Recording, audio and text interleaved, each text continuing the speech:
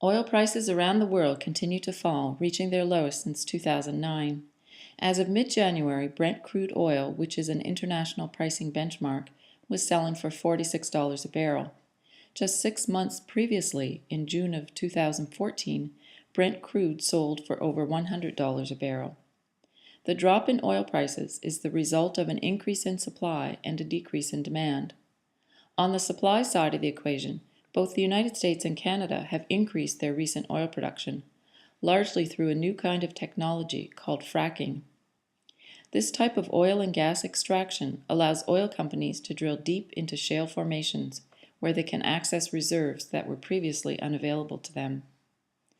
While North America continues to increase oil production, weakening economies in Europe and Asia have led to a lower demand. China and Japan, which are the world's second and third largest oil consumers, have seen recent declines in their economies. Some analysts claim that an increase in the number of fuel-efficient cars has also contributed to the decrease in oil demand. The result of lower prices is good news for gasoline consumers in many countries. In Canada and the US, a gallon of gas costs about $1.50 less than it did in June of 2014. As well, some analysts predict an improvement in the overall global economy if lower oil prices remain in effect. Lower gas prices do not bring good news for everyone, however. The economies of countries that rely heavily on oil as a source of export revenue will undoubtedly suffer. Iran, which is currently experiencing economic sanctions, may face further difficulties if its earnings from oil decrease. Venezuela and Russia will also be hard hit. Wealthy oil producers, like Saudi Arabia, have plenty of financial reserves to withstand a lower price in oil, at least for some time.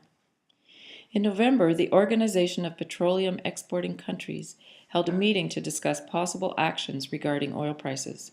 Nigeria, Iran, Venezuela tried to persuade other members to reduce OPEC's oil production in order to stabilize prices. OPEC voted against such a move. Saudi Arabia's oil minister, Ali Al-Nami, says Saudi Arabia will not decrease production, but will wait it out, claiming the oil market will stabilize eventually.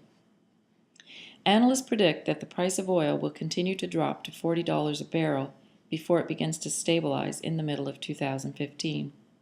If you have any plans to take a long driving vacation, now might be the time to do so.